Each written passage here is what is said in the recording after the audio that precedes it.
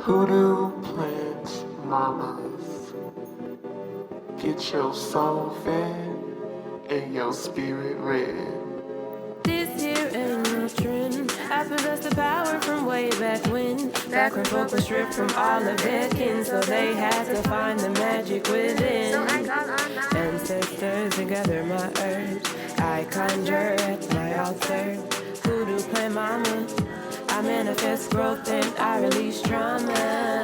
Child, we just out here trying to water our plants and mind our business, you know? Everybody ain't from the deep south, man. Everybody can't have culture like us. Hey y'all, welcome to our season finale. It's Dani. And it's Leah Nicole. And Minda Honey. Yeah. Yeah, so we have a guest today, and I'm gonna go ahead and let Minda introduce herself. Go ahead, Minda. Hey y'all, I'm Minda Honey. I'm Danny's mentor, and I wish y'all could see her face. I've never said that publicly, but I feel it in my heart. That I am Danny's writing and life mentor. I'm also a Louisville, Kentucky writer. I write about dating and relationships, and you can actually follow me across all of social media at Minda Honey. I have a newsletter that I write once a week, sometimes 3 times a week. It just kind of depends on what I'm feeling. And that's at newsletter.mindahoney.com.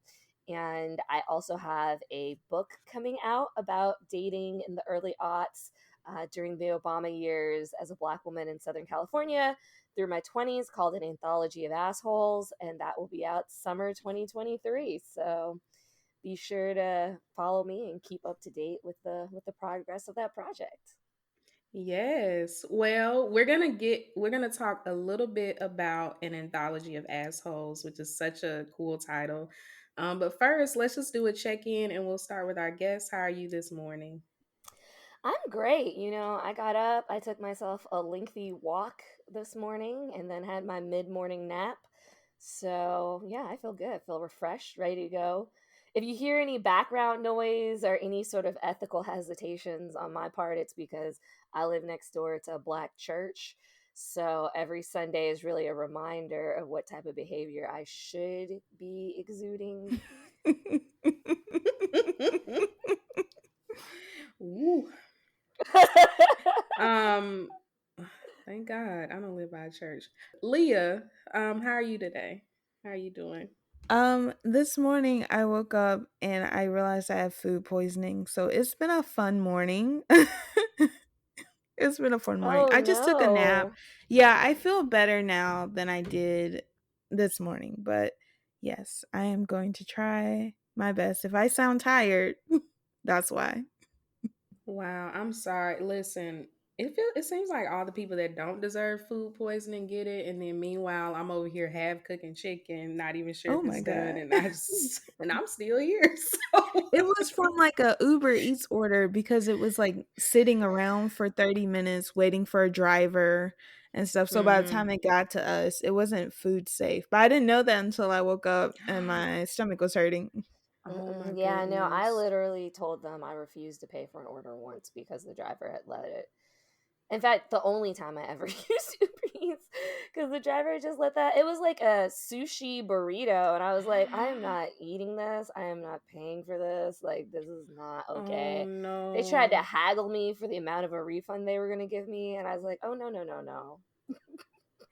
Mm-mm. You will be giving me a full refund. Thank you very much. Yeah. Well, as far as me, how I'm doing, I am much better than our last episode when I said that I was feeling terrible.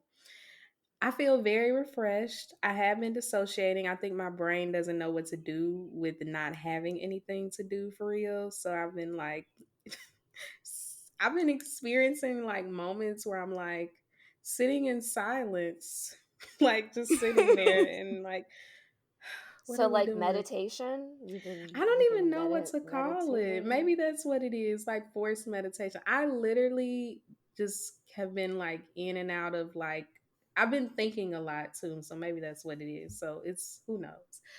But I worked out this morning and I Okay. cooked me some dinner, not dinner, breakfast. Some supper. Yeah. So I feel good today, actually. I'm super excited about this episode. But yeah, well, let's get into some gratitude. What are you thankful for, Leah?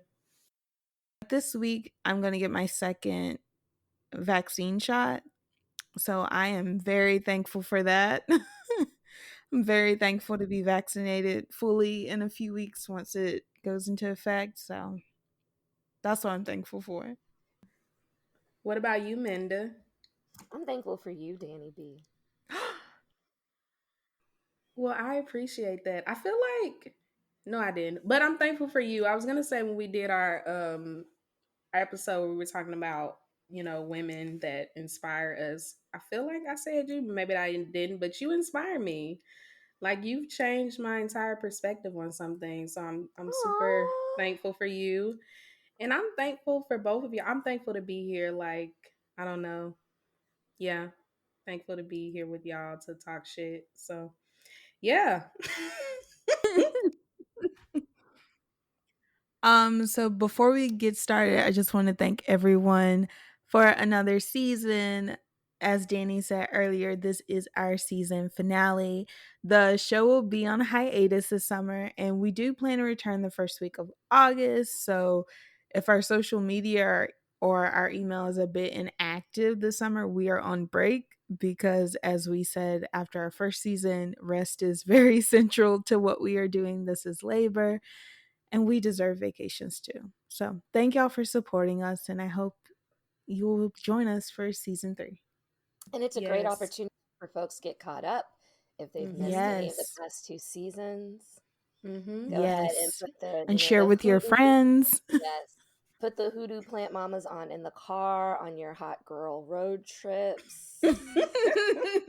Whether you're riding in the car or riding a partner, the hoodoo plant mamas are a wonderful sight. Don't put us on while you're riding a partner, please. Yes, do it. Yes, yes.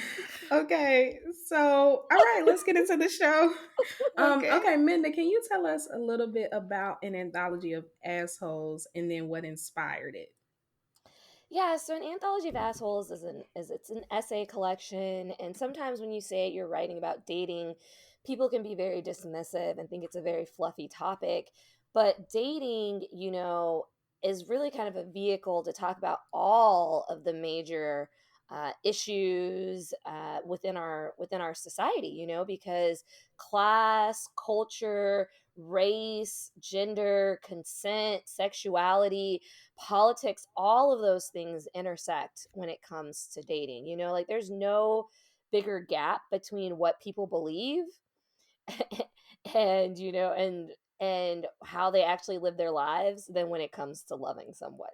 That's when all of our exceptions come into play. That's when all of our beliefs get challenged. So anthology of assholes it's nonfiction, so it is my life. And when I was 22, I was still dating my high school sweetheart, and we moved to Southern California to house sit for his grandparents. And we've been together for 6.5 years and 6 months in Southern California. Broke us up. And it was December. So I was like, well, I'm not about to go back to Kentucky. Like, I'm just going to stay. And so it's really like, the coming of age. I had been with the same person for basically my entire adult life up until that point. I had all of a sudden, like, I was single. I wasn't close to friends or family. So, a lot of our understanding of who we are is based on the reflections of ourselves that we see and like the connections that we have within our community. So, all of a sudden, like, I had to construct an entirely new self and learn how to date at the same time. So hilarity ensued. Okay. I love that. And it's been refreshing to like know of a black woman. I know I'm sure there others, and maybe it's just because I met you at Bona, but I hadn't really read a lot of like Black women talking about dating, but also not talking about it in a way that's super male centered, to be honest. Like, yeah, it's about men, but it's not like, you know what I'm talking about. It's not I know what you're like talking this about. is how you get a man, or this is what I should have done better, or whatever. It's like very nuanced. Um, and it makes you think about, yeah, how these connections impact us, what we can learn from them. Like, it's not all cut and dry. So yeah. No, I think you're right. Like when I was putting together my book proposal, the two books that Black women wrote about dating, what is it, Bitches the New Black and A Belle in Brooklyn, like both of those books are, I think, over a decade old. So there weren't really many recent comps to compare to. And like you said, it really is a nuanced space because, like, yeah, it's about dating, but it's more so about me. Like the men matter, but they don't really matter. And I don't care if they hear me say it, because if they really wanted to have mattered to me, they would still be here, right? Yeah, they would have done better. They What? obviously weren't that pressed. Yeah. Did you have anything, Leah, before we get into the next thing? Yes, I do. I have a Okay. question because I also wrote about dating as a teenager. And I also kind of had that feeling of like, I don't know, like I know that these are real people. And so I'm trying to portray them in a way that's not all the way mean, but I'm also like, y'all should have treated me better.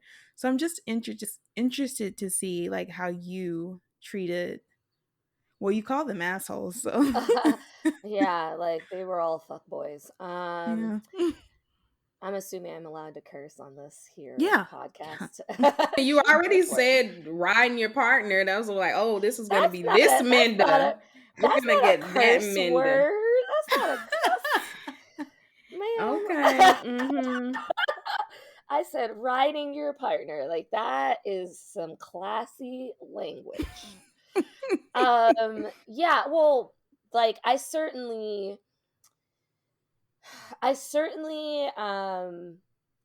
try to give the men that I write about some nuance, and I also try to make sure I change enough of the details about them that, that it's not, you wouldn't be able to like read my essay and be like, I know exactly who that dude is. Because at the end of the day, like, it's not important. And Yeah. I think who we are in a specific moment in our lives with like specific people are not necessarily the entirety of who we are. And, so many of us were like assholes at 23 that, like, I'm not trying to freeze anybody in time or flatten them in that way, but I am trying to explore like that dynamic and, where I was at that moment in my life and who I was at that moment in time. So, I look at it that way. I remember like I interviewed Issa Rae once, and I asked her when her book came out if she was concerned about like any of the men reading it and like their thoughts or feelings. And she's like, I wasn't really dating people who read, so it's fine. And then I thought about it and I was like, I don't think I really did either. Like, like, Yeah, so like same. it'll, Okay. and a lot That's of a good people, and point. that's not even like a judgment call. Like a lot of people just don't read for like whatever reason. Like it's not their favorite pastime. So again, it just ends up not mattering in any kind of major way. Okay.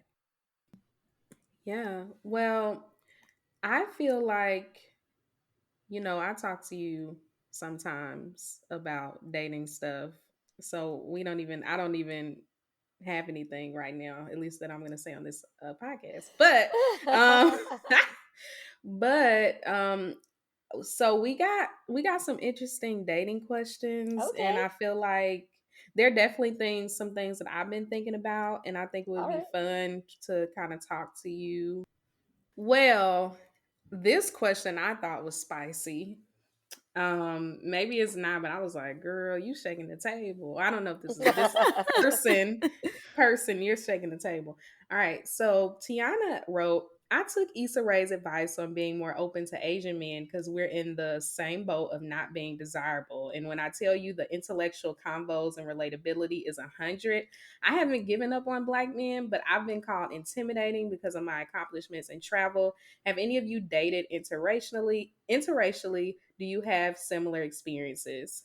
I'm gonna let you go first, Minda, because I feel like y'all know where I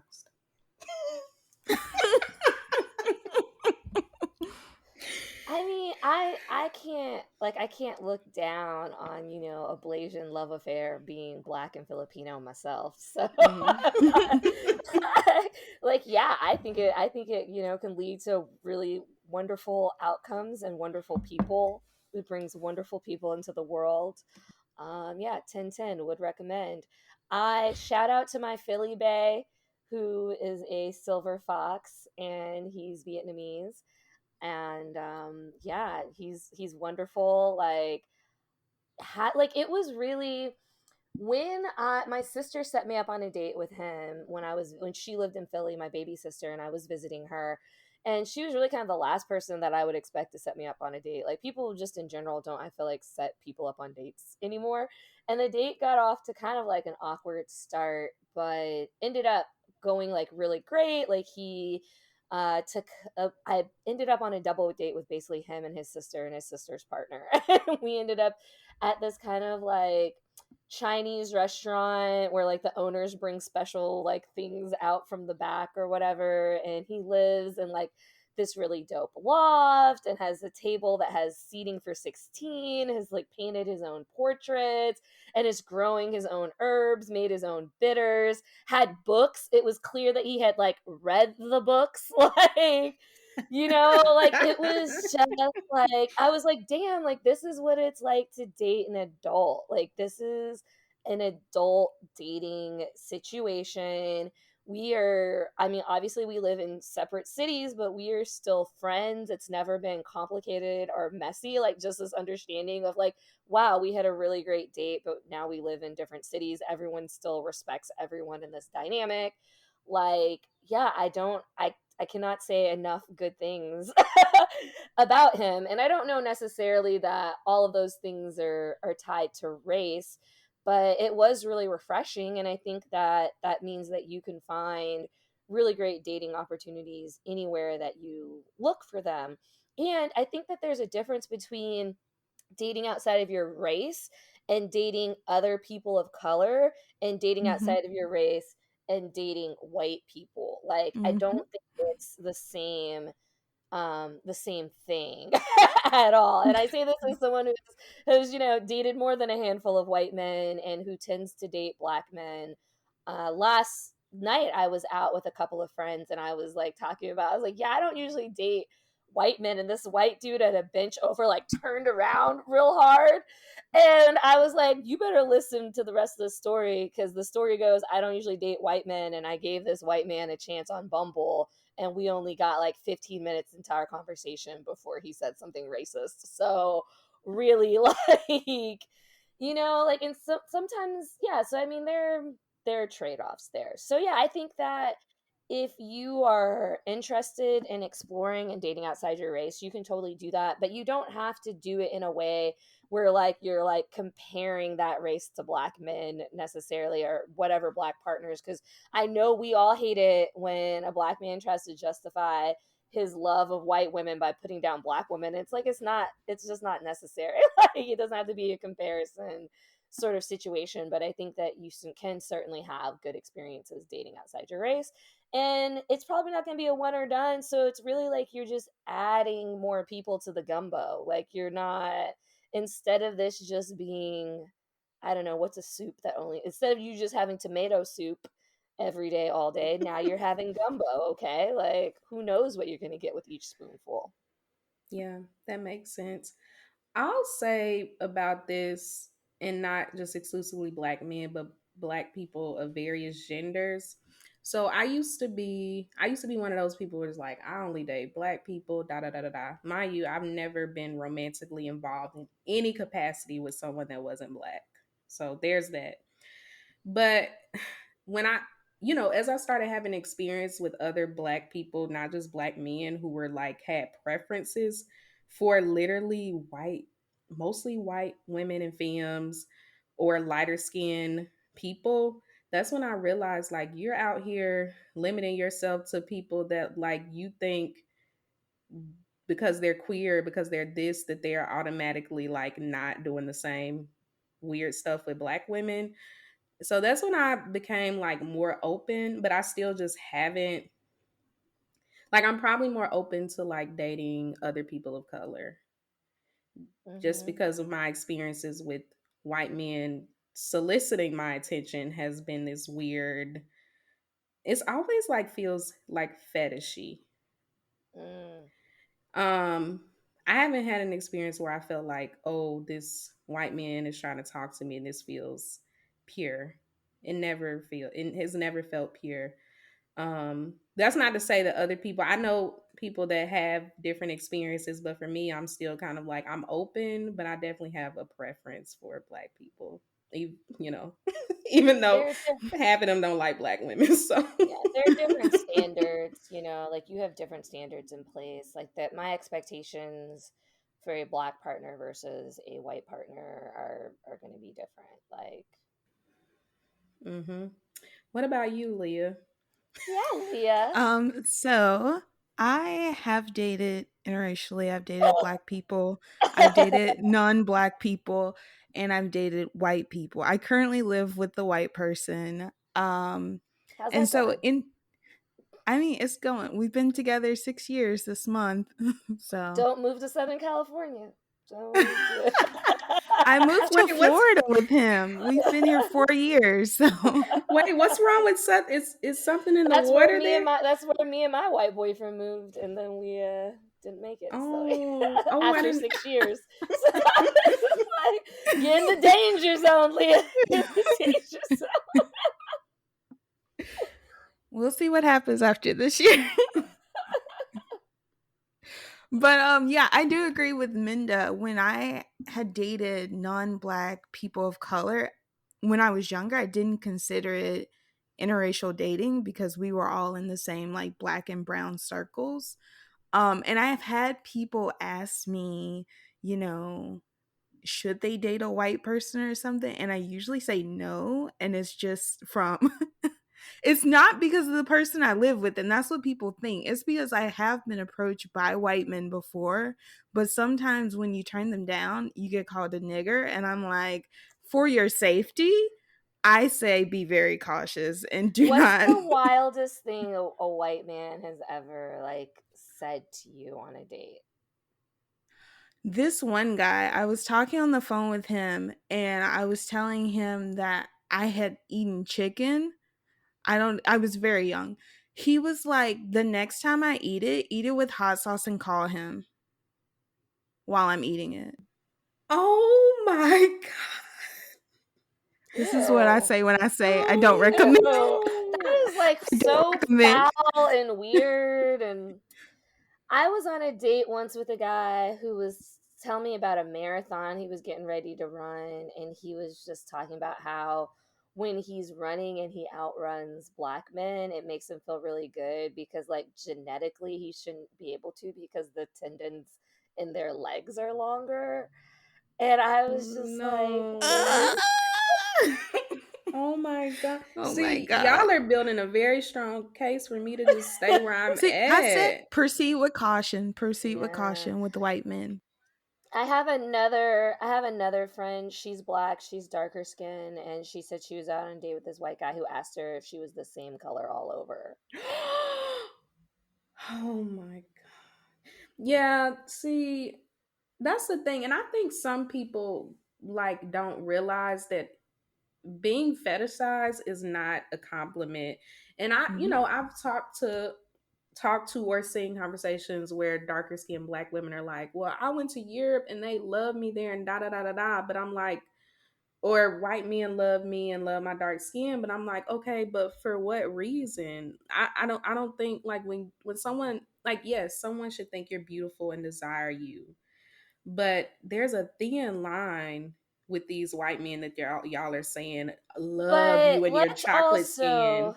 let's also though like give these women some grace though, because if you've existed like in a space in which people haven't like publicly expressed desire for you, that fetishization can feel very flattering and like uplifting for a brief period of time, you know, Yeah. like just especially Mm-hmm. if it's just kind of like surface level and you're not trying to get into any kind of like deep relationship, you know, like when I lived in Southern California, sometimes I felt like I'd forget that I was an attractive woman, and Mm-hmm. then I'd go to like DC or New York and dudes would be tripping over their sidewalks, or I'd come home to Kentucky in the South and men would be approaching. And yeah, some of that was definitely, you know, them being fetishy and weird and like catcalling, but for like just a very small brief window, it was uplifting, you Mm-hmm. know, instead of feeling invisible all the time. So I can totally understand Yeah. how women go overseas and for the first time just, you know, are just like, oh, cool, like I'm the Paris Hilton here or whatever. That's Yeah. how you know I'm No, old, because I I was see. like, where did that reference come from? No, I see that. It's definitely not an indictment of them, like it's Yeah. our society, but it does make me sad. Um, it just makes me sad because it's like we have to like settle for that sometimes because we're not Yeah. getting it from anywhere else. But yeah. Did you have anything, Leah, before we get into this other not it's not super messy, but yeah.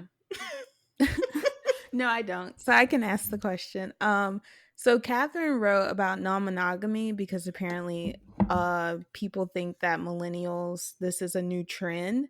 But she said that back in the 50s, it was really common for young people to be dating 5 people at once.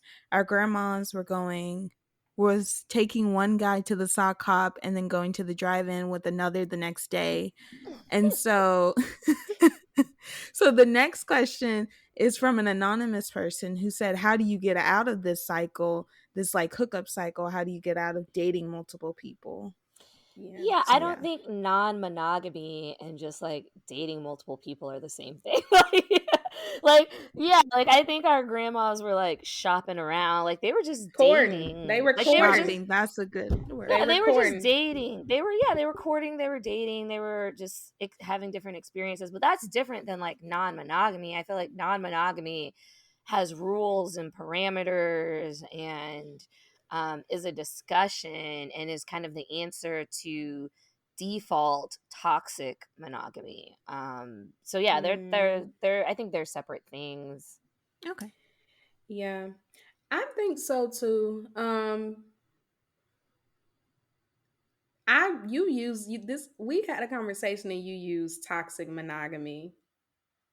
So how do you describe that? You can't just be throwing that out here and then so how do you describe toxic monogamy? Because I think it Toxic. goes into her conversation of what Catherine is getting to. I think it's in conversation with that. Yeah, I think, you know, just like compulsive default heterosexuality is toxic. People feeling like they have to be monogamous is toxic. Like if you don't feel like you have a choice, you're not kind of really looking at like what's best for you like emotionally in your life, then yeah, there's going to be some toxic aspects of it. And I think in our culture, this way that we try to put like being in a long-term committed relationship above all else is toxic. You know, if people are Mm-hmm. encouraging you to stay in a like domestically violent relationship because, you know, they feel like it's more important for you to have a partner than to be alone, that's toxic monogamy. The fact that we can't necessarily, there a lot of people can't afford to live the life that they want to live if they don't have the financial support of like a partner to split these bills with, that's toxic monogamy.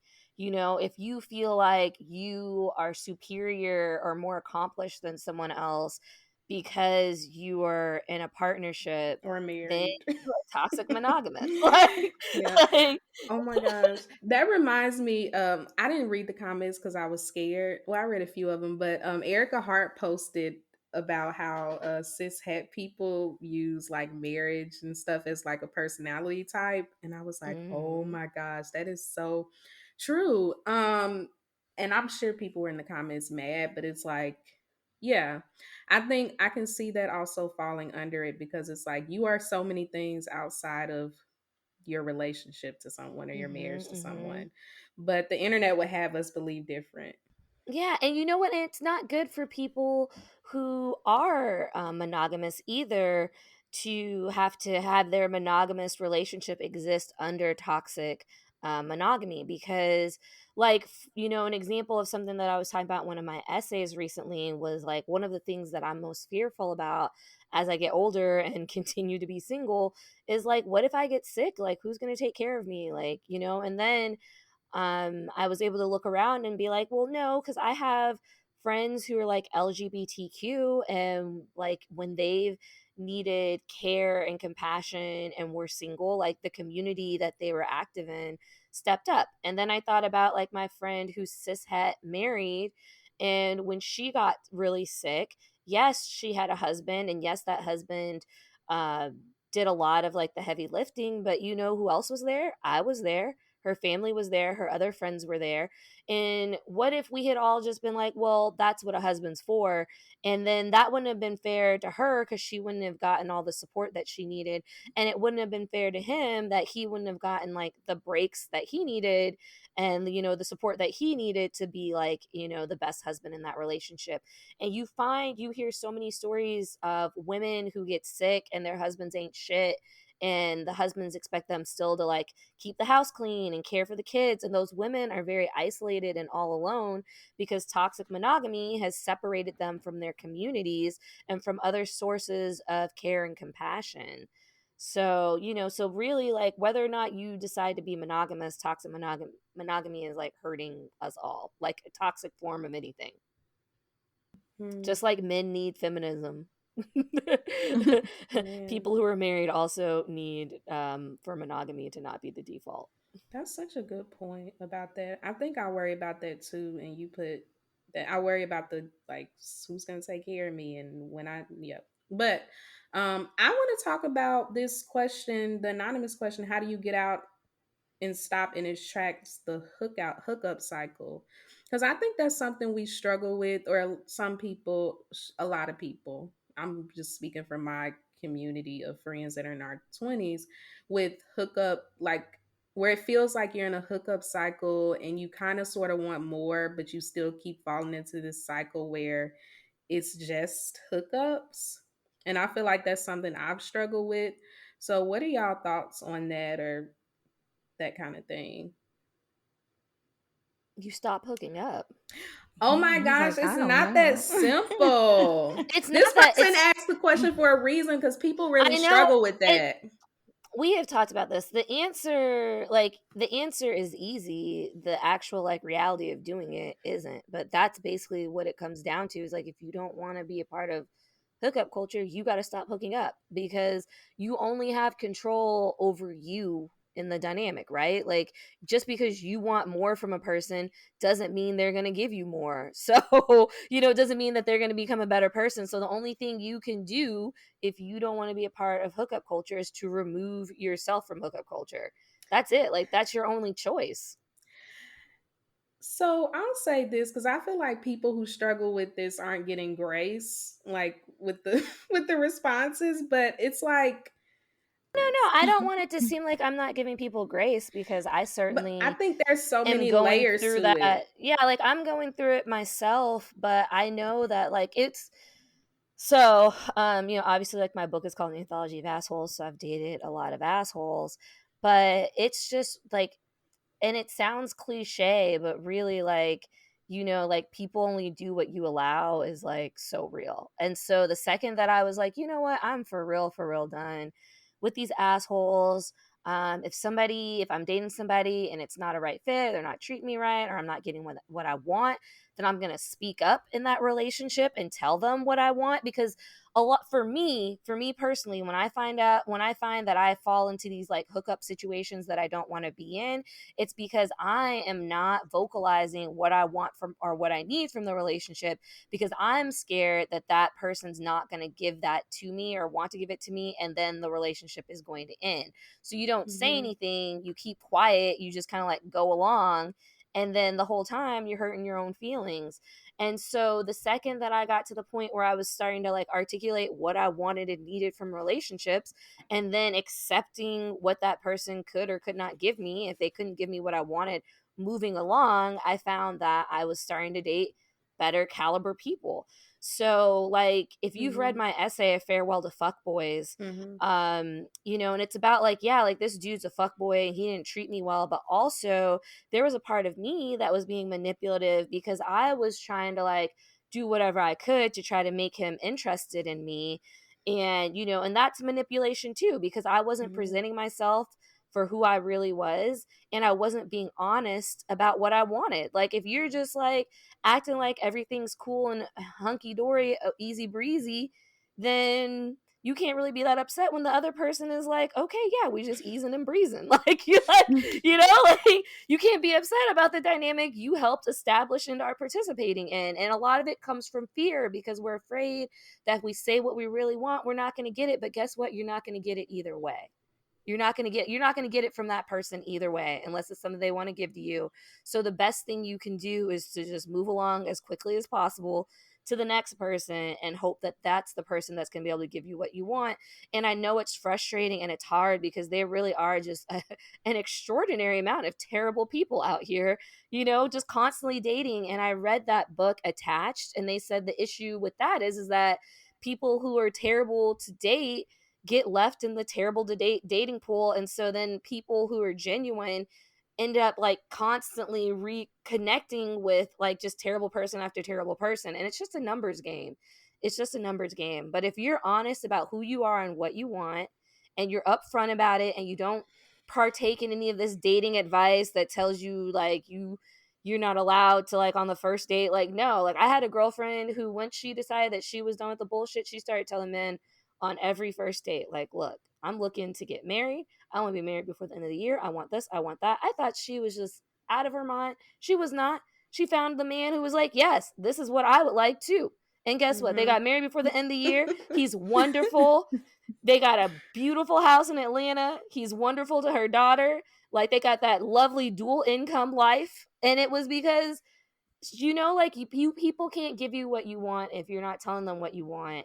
And you like, the thing is, it's like it's a two-folded coin, is that you got to be willing to ask for you what you want and then accept the answer when you get it and move on if it's not. That's the only way you can break the hookup culture cycle. Yeah. That, or you just get lucky. Yeah, I hear that. Yeah, I think that's good. We can answer this question and then go on a break. Okay. Ooh, a break. Yes. So this question came from Bree. She asked, what are y'all's perspectives on ghosting? Is it acceptable to ghost under certain conditions? Have you been ghosted? And are you a ghoster? I'm absolutely a ghoster, because sometimes men are like dangerous and violent. And the last guy that I ghosted, we had never met in person. It was just kind of like text messages and phone calls, and we were on the phone, and he told me I had a pretty smile. I was like, thanks. I had braces. I actually had to have like several teeth pulled and an expander. Like my mouth was too small or whatever. And he was like, oh, well, that means like you'll have plenty of room for me in there. And I was just like, I cannot believe this dude said this to me. And I kind of laughed it off and just like, kept having the phone conversation. But then after the fact, I just was feeling more and more upset about it. And so I decided I wasn't going to talk to him anymore. But he just kept texting me. And this dude, it wasn't like he was texting me like, hey, what's up, or anything like that. Like he was texting me as if we were still in conversation, like sending me photos of his lunch and like gifts he was like shopping for his mom for Christmas. And just like this went on for weeks.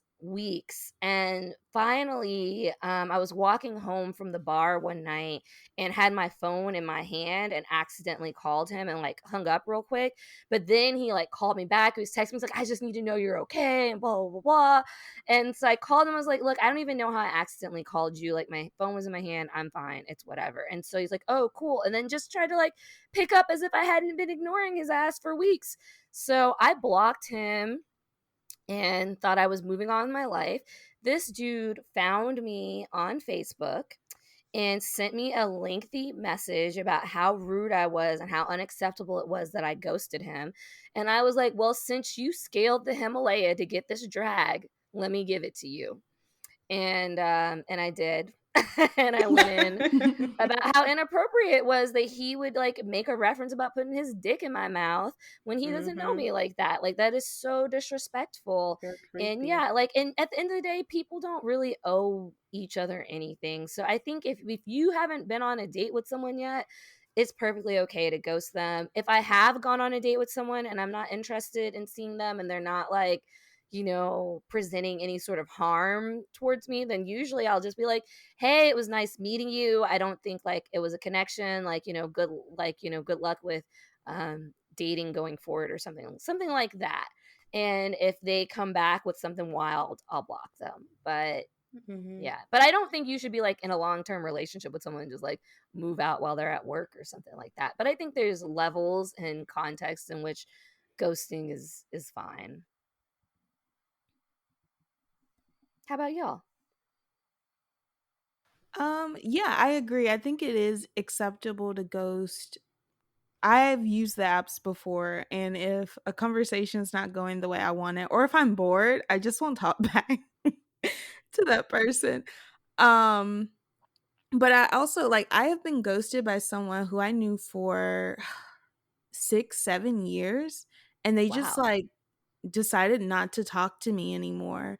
And that was very hard for me to do. And they never gave me a reason. They just was like, Wow. no, okay. And that was very hard for me to deal with. I think like just an explanation would have been nice. Mm-hmm. Just because of how long we knew each other. We were very close friends. Oh So yeah, that's hard. yeah. Yeah. So I have ghosted, but usually I never ghost without a warning. Um and it's usually like me telling someone, "Hey, this is not what I want," or I don't think this is going anywhere. Just something like that. I remember I had a friend who I think we talked every day for like 5 years, and around 2016 he was starting to say things like he liked Trump. And Mm. then yeah, and so I started texting him less and less because I was like, "No." And You know what? and I call that the slow flake. yeah, okay, that's me. Where you're gonna flake on someone, but you're doing it real slow. You just like you're easing out. I call it the slow flake. Yeah, because I think for me, I kept feeling bad because I was like, "He's not a bad person. Let me just talk to him again." But it got worse and worse. And then that was my senior year, and I was writing my senior thesis on Beyonce, and he said that was a waste of my time, and I said, "You're a waste of my time," and I Wow. never texted him back. So Mm-mm. Yeah, you made the I right know. I choice. know. Danny's a ghoster. I'm actually not. I'm the wow. ghosted. So I'll say that I've been ghosted by a friend that I was friends with since high school. They just stopped talking to me. Mm. Um and I'm kind of like, I am the mindset that like, okay, so I feel like people have a right to not want to be friends with you or whatever, but I also think that like if there is, whether it's platonic or not, I think you should communicate and say, "Hey, whatever is going on, I just think that I don't want to be in this friendship anymore," and move on. Um but I think we owe people something in that respect. I have ghosted on dating, online dating things, like because there's no investment. Like even Mhm. if I've been talking to Yeah. you for a week, A like week? That's nothing. I mean, like, yeah, that's how long. That's usually how long it takes me to be like, I'm one of those people, like, I don't wait for the red flags. As soon as they get a little pink, like light pink, I'm out. So I have done that, but I've never, the last person, and then I ghosted this person because they asked me out and then they like called me and was like, "Hey, like I I know I said we would well, it was already a red flag because when they first asked me out, they were like, "Oh, you want to come over to my place and watch Netflix and eat pizzas?" Like, first of all, I do not know you. We literally just met on campus. Like, we met on campus, you asked for my number, and I was trying to be open-minded because my friends told me I needed to, like, actually put myself out there. So that was me doing that. And then I was like, oh no, like, I'm not really comfortable with that. So they were like, oh, let's do XYZ. So I'm like, cool. They called me maybe like a few days before to say, hey, I was hoping that we could just pay for our own stuff because I've been in situations where I felt like girls were trying to use me for my money. I was older than this person. I was older than them and probably working a lot more. And I also didn't have any expectations of them purchasing. Like, I was prepared to pay for my stuff. Like, I wasn't going out with this person without any money. But it was just like so weird that they started like trying to project some weird narrative onto me. So I did ghost them. Like, I think I said something like, oh, let's reschedule for next week. And when they followed up about it, I just didn't ever respond again. I And they think that's text me the a right couple of times call. after. They have some things around money that they need to work on. I'm not trying to be classist, but No, it's I like the don't think you're. audacity for me when men do that. No, yeah, Like, you don't. I don't think you're being classist. Like, like I had a guy that I was dating who was like, he didn't have a job, he didn't have a car, he was living at his brother's girlfriend's parents' home and was constantly accusing me of supposedly trying to get pregnant by him. And I was like, one, at what point have I not been like, oh, here is a condom, sir? And two, why would I do that to myself? Like, it's just like this delusion of I don't know, I guess of like the way women think about finances versus the way that like men think about finances. But no, it seems like he had some things going on with his finances and some hangups around like dating and dating norms and expectations that, like you said, he was projecting on you, and that kind of just killed the vibe. Yeah. And you can plan a free, fun date. Like, y'all could have done like a little potluck picnic at the park. You could have done something cheap like bowling.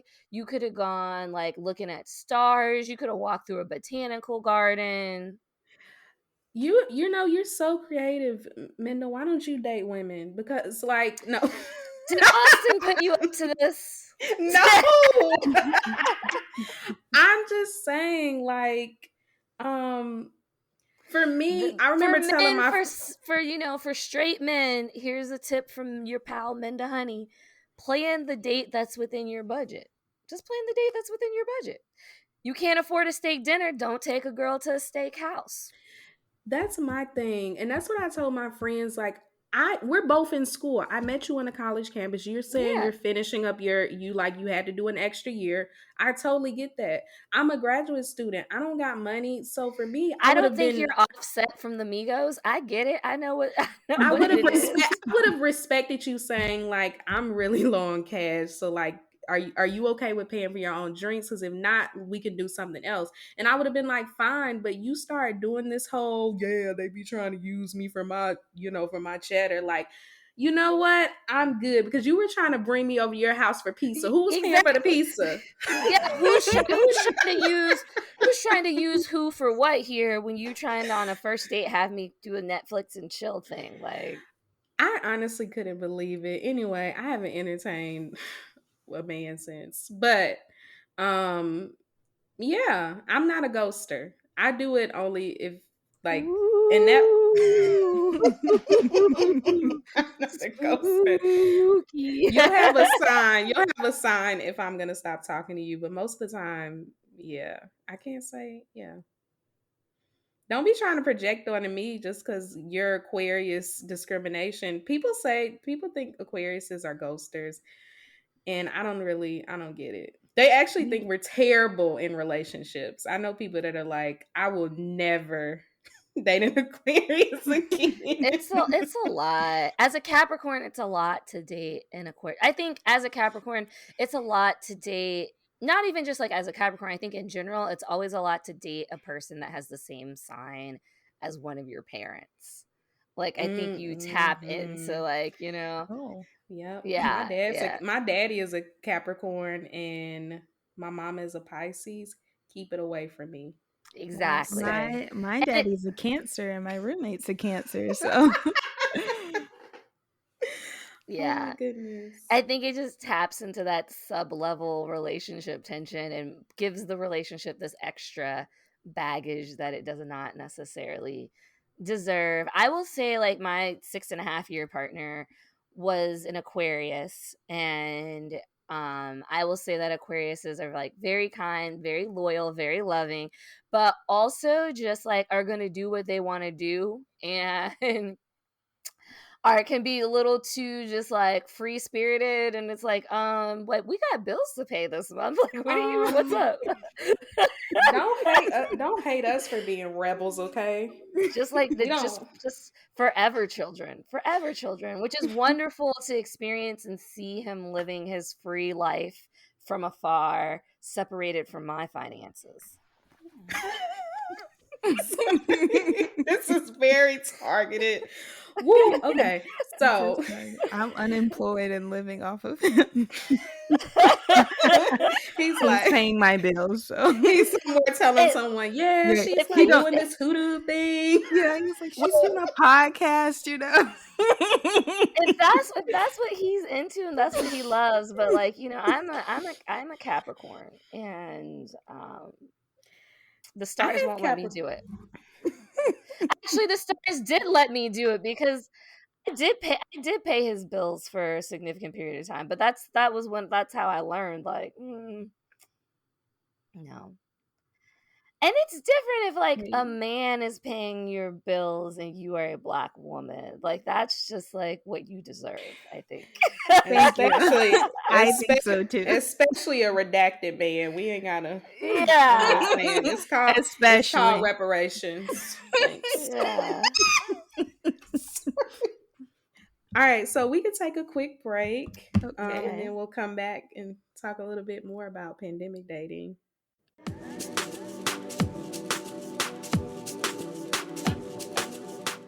Thank y'all for listening to our podcast. Your support is always appreciated. If you're looking for other ways to support, you can follow us on social media. We're on Twitter at Hoodoo Plants and Instagram at Hoodoo Plant Mamas. Make sure to share new episodes with your friends. If you want to donate to our podcast, you have the option of joining our Patreon, where we share exclusive content like mini-sodes, tarot readings, and spiritual lessons. All we ask for is a monthly donation of $5. If you prefer a one-time donation, you can give any amount you want on Cash App, $ Hoodoo Plant Mamas, or PayPal, hoodooplantmamas@gmail.com. We got a donation from Brienne. Thank you, Brienne. If you're interested in sponsoring an episode, email us at hoodooplantmamas@gmail.com. We especially want to work with Black, Indigenous, POC-owned, and queer-owned businesses. But if you're a white business, want to support the work of 2 Black women, we'll take that too. Let's get back to the show.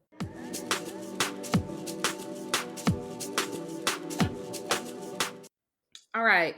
So this one is kind of silly, and I text my friend JoJo. I'm going to say your name because you can ask to be anonymous. Because I was like, are you serious right now? Okay. So here's some lesbian representation. Thank you. All right. So JoJo asks, is the first date too soon to ask a woman if she cleans her belly button and ears every day? Don't ask me that. Don't ask me that on any date ever. Like, I need you to come into the date with the assumption that my ears and my belly button are clean. Okay. Like, if you can't even just like believe that about me, then I don't know why you're dating me. Like, then I gotta question your standards, why you asked me out if you thought that I had a filthy navel.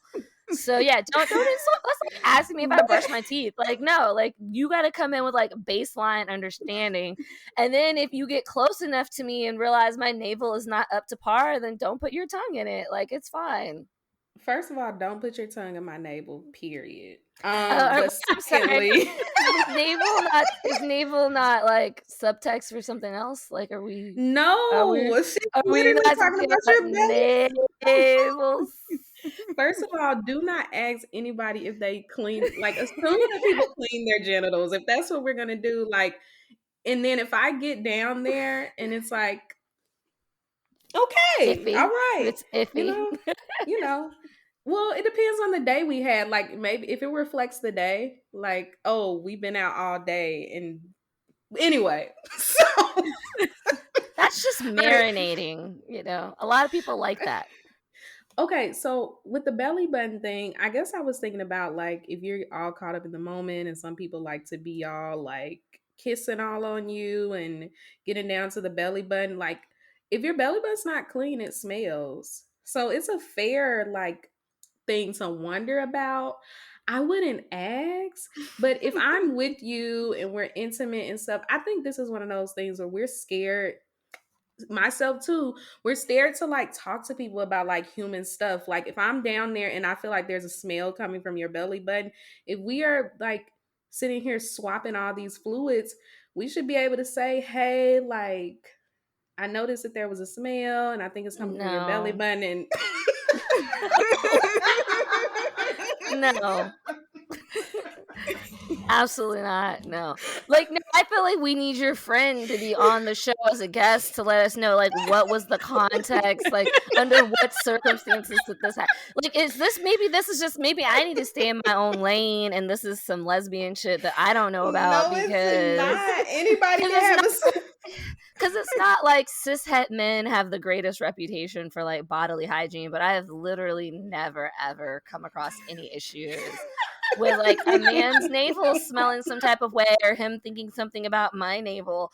And like, what kind of navel washing are you doing? Like, I mean, I wash my belly button like in conjunction with washing the rest of me, but I'm not like diligently rummaging around in there. Like, what is going on? I'm just trying to make sense out of the question, okay? And I know that belly buttons can stink. Like, can they? know. I've literally never smelled anyone's belly button. I've literally never.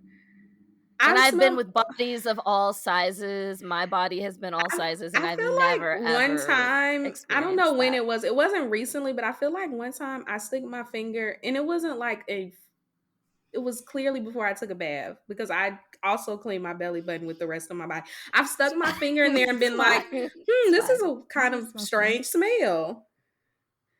Oh, so okay, clean belly button bitch committee then over there talking about I don't smell anything. Like I don't smell a belly damn buttons thing. get dirty like the rest of your body. Do they get dirty? But yes, like they get do. dirty. Like some people get rashes. I used to have eczema. That's what I mean. Like I know that my belly button gets dirty like the rest of your body. Like there's different degrees of dirty. Like my like calf doesn't get the same type of dirty that my armpit gets. But if you're sweating, sweat gets into your belly button just like other parts of your body that get sweaty and there's a kind of a smell. The same thing with your belly button. Okay, if y'all are saying y'all have never had a smell like your I've belly never button had a smelly belly. I've never had a smelly belly. I've never had a smelly belly. Well, my belly button has been through a lot. So skin wise, eczema. This is why I know that like this is how I learned that like I be in there cleaning every time I take a bath. I'm not trying to shame anyone for their belly button situation. I'm not saying like I've never had a smelly belly button. I'm saying I've never been intimate with someone and ever had an issue with their belly button. Like it's never come up. So the ear thing is like, honestly, if I'm looking at your ear, okay, so if we're dating, you can even be my friend. Like if I feel like your ear, if it's so dirty that I can see the wax, like there, I'm probably gonna be like, you need to clean. You need to clean your ears. Like the belly button thing is a little weird, but when it comes to ears, but it's also not my business with the ear thing. It's not like I'm gonna smell it. Like if you want to have, I'm not licking in your ear. Like as long as I'm not engaged in anything sexually in that part of your body. Like, but if you're into Wait, that, are you not? You're not like kissing on people's ears and like doing some little like ear nibbling or anything like that. Like ears are like an was like an erogenous zone. I'm sure it is. I'm sure it is. I'm not very, I haven't been put in a position where I felt like anybody needed their ears nibbled on. You would have to. I'm sorry. The person is gonna have to express to me. You communicate with me. I'll do most things that you want me to do. Okay. Oh, I like my ear nibbled on, and I'm like, all right, but I'm not licking in your ear hole. Like,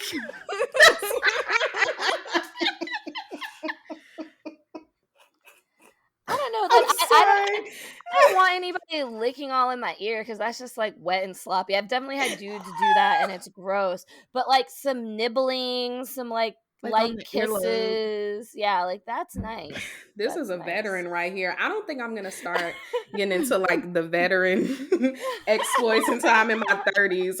I'm like loading. But no, I've never nibbled on a ear. So Yeah, it's and I don't want okay. anybody sucking on my earlobe. Thank you. Some light flirty breathing, but don't be Because like panting in my ear. Don't do that. Like I don't because yeah, I don't know. This like. is we're gonna have to put a viewer discretion thing on this. I think all of our episodes are under explicit, so it just Oh, covers okay, everything. yeah, because I be cursing. I forgot. I always like drop an F-bomb or some shit. But It happens. so yeah, I don't know. JoJo said that she was serious, and maybe somebody else is out there. It's like, yes, I want people to clean their belly button ears. Is this a situation that JoJo is consistently running into? Is this just like one special lady in JoJo's life that's got a smelly belly? Like maybe. Oh my gosh, I don't know, fam. Like I really was trying. Like when she said it was serious, I was like, okay, that's why I was trying to understand. I also know that belly buttons get smelly, like they do. You have to clean them every day. If it's one, like if it's an ongoing issue, then like that's something I can't speak on because like I've just never been up in a woman's belly like that. But I've never been in if it's anybody's just belly button. but if it's just like but if it's just one person they're having this issue with, then they could do like something sensual, like taking a shower together. Ooh. You know, they could lotion each other down, do some oils, and just be like, oh my gosh, I just like, it drives me crazy, the way your body smells when it's all oiled up like this, as they like circle a ring around like their belly button. Like, you know, like they can do some subtle things to help a person along. It doesn't take that much effort to clean. It's not like there's well, if you have an innie, I think it's also a little different, but it doesn't take that much effort to clean it. All you have to do is get the what towel. Somebody is going through. Like one time I was dating this dude and I was using his bathroom and I was so stunned I laughed out loud and he was like, what? And I was like, nothing. But his toothbrush was, I was like, what is happening? And so the next time he came to see me, I was like, oh, I just ordered some new heads for my toothbrush. Why don't you take a few? I got like a whole box, and just gave him like 3 new toothbrush heads. Just Oh my gosh, you are so brave. All right, but I didn't shame him. I didn't shame him. I didn't make him feel terrible. I was just like, oh hey, I just got these new toothbrush heads, and he was like, oh cool, thanks. Like I wasn't like, you need a new toothbrush because you dirty in your mouth. Like no, I was just like, hey, here's. Like I did not do any of those things. I hear horror stories all the time about like women who are with men and men not having the best hygiene, and I'm like, how do you survive like that?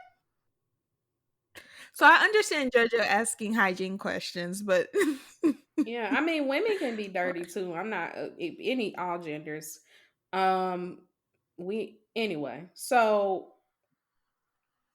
yeah, we can get into the next thing. JoJo, this episode is gonna be so long, and really because we got stuck on this belly button thing. Thanks, JoJo. Thank you, JoJo. Oh wow, we really because that stopped all of us. She also said she's single. Oh yeah, she's single. If you got a pristine navel, give JoJo. She's gonna be. I'm gonna say this, and she's probably gonna be like text me and drag me. But yes, JoJo is very attractive. She's a soft stud. Can we get a photo? Can we get a photo? Oh my goodness! No, I don't. I'll see if we could put. No, we shouldn't put her link. Girl, you're not about to use our show. We're not. That's what we should have done.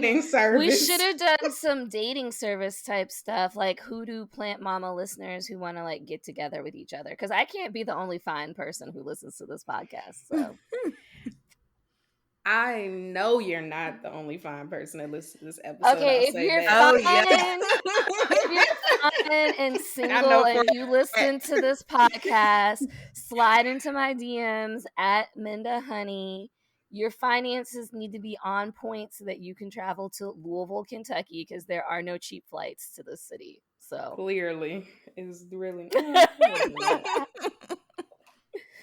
It and wasn't you that can bad. see cheap flight as a double entendre. Okay.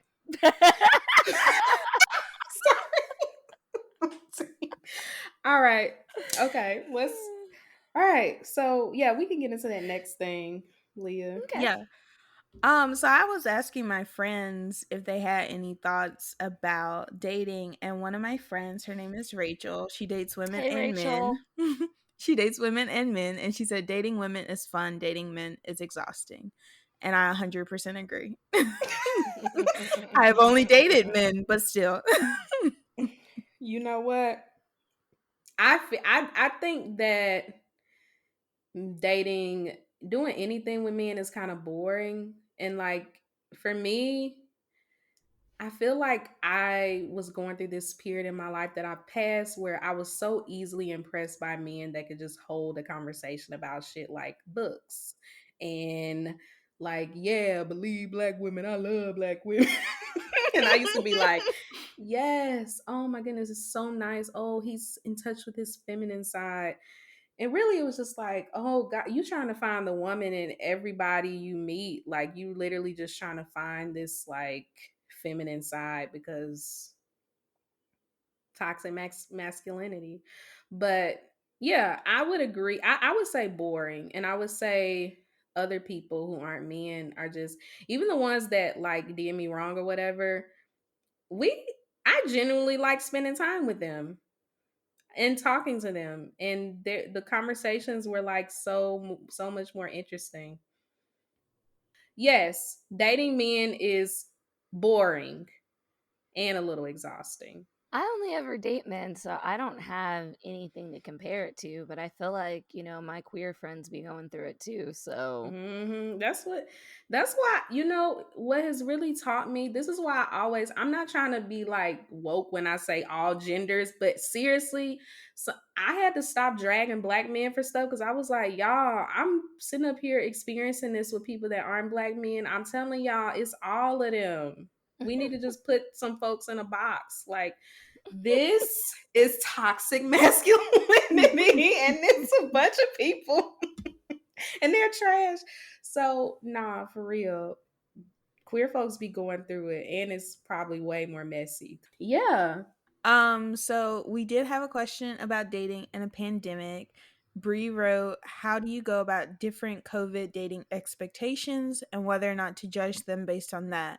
Like if your date suggested an indoor place to have a date, is that a deal breaker?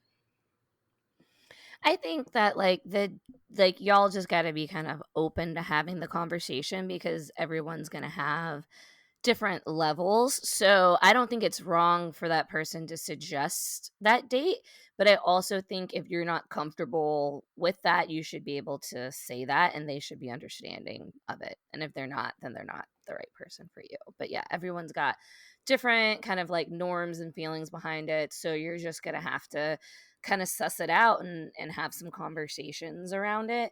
And I think it's different than like if you match with someone on an app versus it's someone that like and like what their situation is. So yeah, it's all just about like not being afraid to have the conversation. Yeah. Just like any other aspect of dating, don't do anything you're not comfortable doing and don't do anything that you feel like is going to put your health in jeopardy. Yeah, I agree. Like, I've talked to some other people about this. I also think that people be making a lot of exceptions when they really like someone, but I feel like when it comes to that, you should, like, if you're not comfortable eating inside or doing certain things, being around crowds and stuff, like, that person should be able to like respect that, especially with us being in a pandemic. So I don't think you have to judge them for it, but like if you feel like you're in a different space with the pandemic, a lot of people are experiencing anxiety with things kind of opening up, and now people are maskless, and a lot of people are recovering from a very traumatic year. And if a person is like, right now I'm just not ready to be around a bunch of people or eat inside, then I feel like any reasonable person should respect that. And if that person is like, you're being ridiculous or paranoid, they're not for you, because they probably was one of those people traveling to Mexico. Oh, let me not do it. It's probably one of them that's just lax. But it's also on you to like speak up, like if it's not your comfort level, because they can't read your mind, like, so they might say something thinking that like you're fine with it, and then like especially like as like a fully vaccinated person, I probably have different standards than someone who's not vaccinated, someone who is vaccinated but has children, like small children at home that can't get vaccinated, or family members that are immune compromised. Like everybody's situation is going to be different a little bit. So, it's just a matter of asking and then feeling comfortable stating what your boundaries are. Because like you were saying, Dani, sometimes we like a person, we just say yes to whatever they suggest, and then we're all uncomfortable. Yeah. That's what I mean. That's a matter of boundaries. It's hard, like, too, because you're like, oh, I really like this person. I don't want them to think I'm a weirdo. But like, if you talking to me, you already know I'm a weirdo. So I don't want Right. to eat And inside. honestly, people without boundaries are weird. So like, you probably come off weirder than if you just like actually just were honest about what you want. Yes. Which that's a whole nother dating conversation with boundaries. I like this comment by Petra. Yes, same. Petra said finding a pandemic partner is like finding an apocalypse partner. I know so many people who have broken up during this pandemic, and I'm shocked that so many people are dating people they don't want to spend time with at home together. I'm like, okay. That's that toxic monogamy. That's that toxic monogamy. Finding out you hate your partner now that y'all gotta be in the I wanted to use this as an opportunity to drag my friends that found partners during the pandemic, like full blown.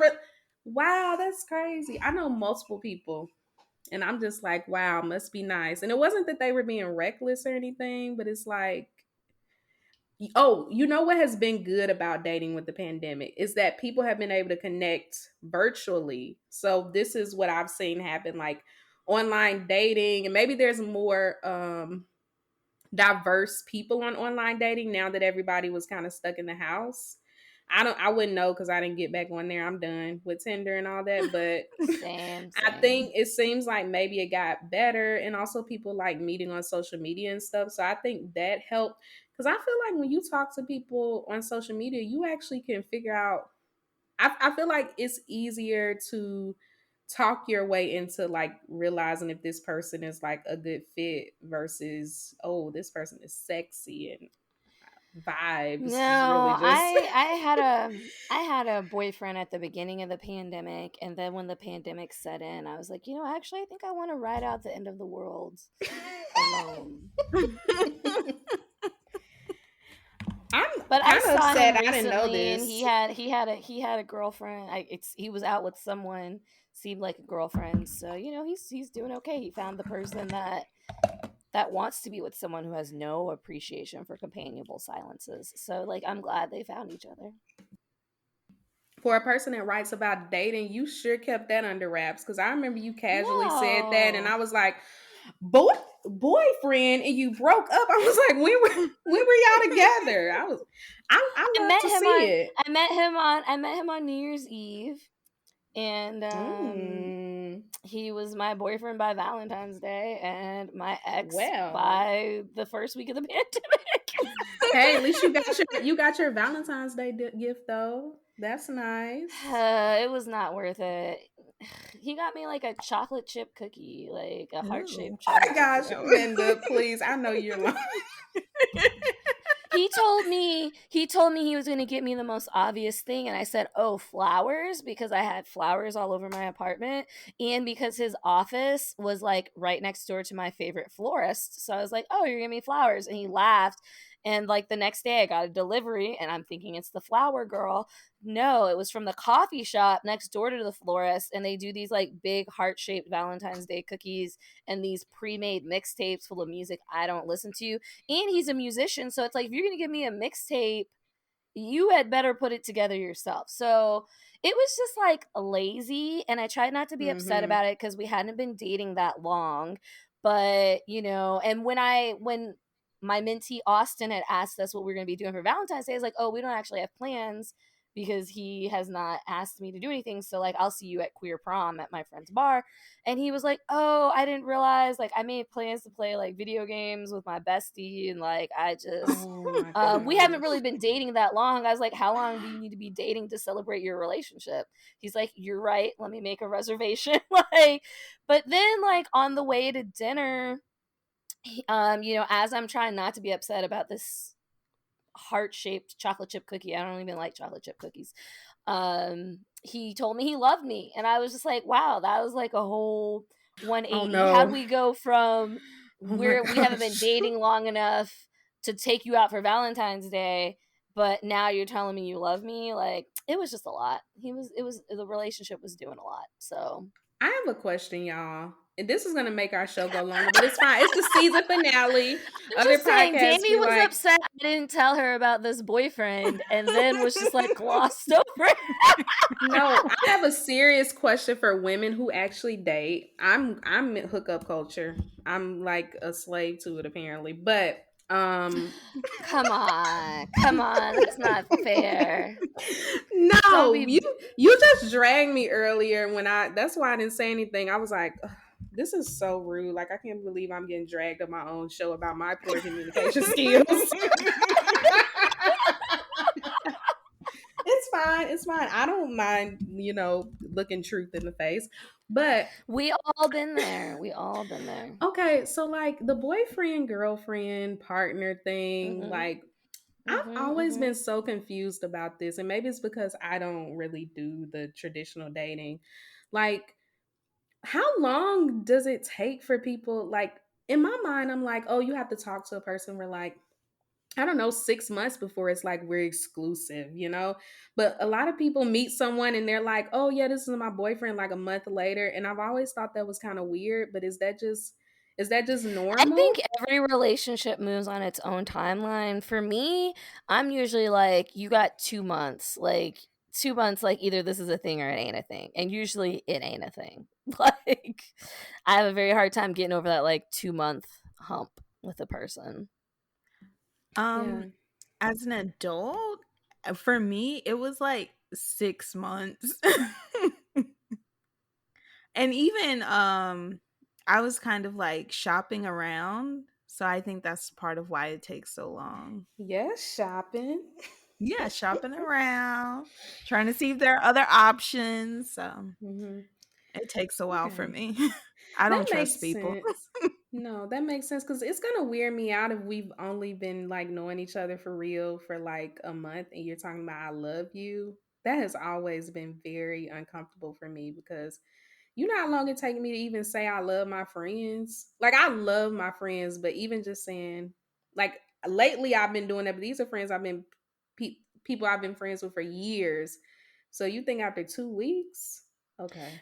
Well, like, and I had explained to him, like, you know, the way a person feels is the way they feel, and you should be able to talk about the way you feel, but also like, I am not there yet. And I think there was Hmm. just some resentment that I didn't feel the same way, but it was like, if I'm not feeling it, I'm not feeling it. If you loved me, you would have sent me something I like. When you love someone, you know you pay attention to literally everything. Okay, this is Mhm. why I am pro. I don't know if they take my advice because I was just telling a friend she was talking about something she really wanted, like this jacket. I was like, why don't you drop hints at your boo? Because I feel like he's gonna be listening because he seems like a good guy, like, and he'll buy it for you. That's what I feel. Because I'm that person, like if someone I really like says they want this is how I've got myself in a lot of trouble. But if I really like someone and they say they want something, like I'm gonna get it. Like I'm gonna get it for you if your birthday is coming up or if like Christmas is if some holiday is nearby. If Yeah. I really like you. So I'm like, you don't love me. You love something about me. Okay. But you don't love me. It's okay. We all get excited. We all get a little caught up. Oh, gosh. So when I thought about this episode and was like, oh, let's talk about dating because I feel like a lot of people want to get out this summer now that they're vaccinated and have a little fun. So I was thinking about like, oh, well, how do you have a COVID free hot girl summer and like building off of that, what has or should change about dating moving forward? Because I feel like there's some things that we have been knowing, like outside of just COVID, like just knowing your status and stuff is not very normalized. Like, but now with COVID, maybe people are more like, oh yeah, I'm vaccinated, but like, is COVID kind of like could be a wake up call for us to just start being more health conscious in general with dating? Like, is that something? I Like, I don't don't think know. so. I think that basically the way that people are will just like roll over to COVID. You'll have people who lie about their status. You'll have people who avoid talking about their status. You'll have people who never got like COVID tested or who aren't going to get vaccinated. Like, it'll just kind of like what Austin, my mentee, who is like practices polyamory, says is that polyamory, like if somebody is unethical in monogamy, they're going to be unethical in polyamory because that's just like who they are. They're just an unethical dater. So that will be the same thing with COVID. Like I don't think it's necessarily going to make certain people move any differently. So like for me, like I got fully vaccinated and I also did my annual, told her to give me a full screen so that I know like I'm going into my summer fully vaccinated with a, clean bill of health. So, and I don't even know if clean's the right language for that cuz that can be stigma inducing. But, but that was something like almost every year when I go to the gynecologist, I tell her to just give me a full screen, get tested. And so that's always become part of my practice. And so I don't think it was anything extra to like get vaccinated and to be clear about the fact like what my status is with the vaccination. And I think that, there are folks who I think that people will just continue to operate however they've always operated and they will just apply that to COVID dating. Yeah, I've seen people lying about what was it, getting tested to get on planes last year, and this year people are lying about vaccines. They're getting those fake vaccine cards and stuff. But I'm hopeful that, maybe some people are being more mindful about their health. Some people are speaking up more because they don't want to get COVID or an STD or whatever. Just want to say this before we leave. I'm really annoyed at the people who are like, how can I have a hot girl summer if I have a man? Like, we all did not listen to Beyonce say, ladies, leave your man at home. So, we can all have hot girl summers, okay? Yeah. I And you support can that. be hot for your man. You can leave your house looking hot so that your man hopes you're coming back home soon. That's There's what I all do. sorts of things. Yeah. Oh my gosh. No, yes. Yes, if you have a partner, you can still have a hot girl summer. Also, But you can still get not vaccinated. You can still get screened. Please get screened. yes, Because please. I have heard some stories. Yeah, I don't know. I guess I was hoping it would normalize asking important questions and stuff. But yeah, people are gonna have those.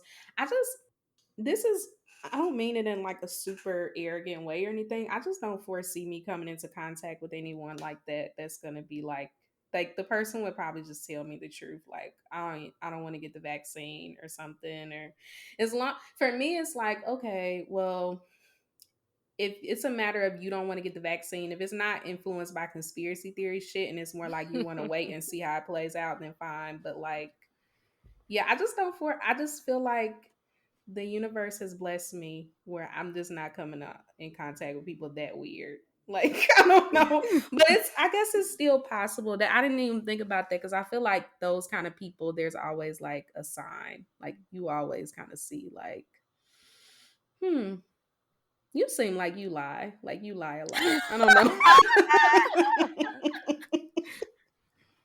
And I hate liars. Like that is literally like an ancestral hatred. Like I cannot fucking stand a liar. So, but anyway, yeah, my final thoughts is that I hope that y'all are being safe out there, honoring your boundaries. If someone Mm-hmm. is, I also have a lot of anxiety about going outside, and I'm visiting multiple friends this summer, and I've been nervous. Like I've been Like like, oh my who? gosh. Oh my gosh. I'm visiting Minda this summer to meet some people who I've like met virtually, but yeah, I'm nervous. I'm nervous about like, wow, I'm about to like go in the airport, and then I'm about to be around all these strangers, and I'm like, oh, I mean, I'm nervous for other reasons too, but I'm also nervous about like the health stuff. Like, okay, like you're vaccinated, it's fine. So yeah, just honor your boundaries and don't let anybody. I had to check myself too when because I feel like I was don't let anybody make you feel bad for trying to recover from this traumatic year. And maybe Yep. you're having a hard time with it, and that's okay. Mhm. So, yeah. Y'all have any final things? This was wonderful. Thank you so much for having me on the show, Dani and Leah. This was a lot of fun. Again, I'm at Minda Honey across all social media platforms, and you can find me at mindahoney.com. Yay. Well, thank you for joining us. This has been fun. It was a great time, just as I suspected. Have a hot summer. Have a hot summer. This is the season finale, so have a hot summer. So, if you like this episode or any episode from this season, make sure you like, rate, and review Hoodoo Plant Mamas on Apple Podcasts. Give us those 5 stars. And I did want to say thank you to everyone who's done that so far. I know the last time I checked, we have 15 5-stars ratings and 4 reviews. So, thank y'all. If anything from the show resonated with you, make sure you share it with us on social media. You can find us on Twitter at Hoodoo Plants and Instagram at Hoodoo Plant Mamas. Thank y'all for joining us for another season. We can't wait to talk to y'all in a few months. Bye. Bye.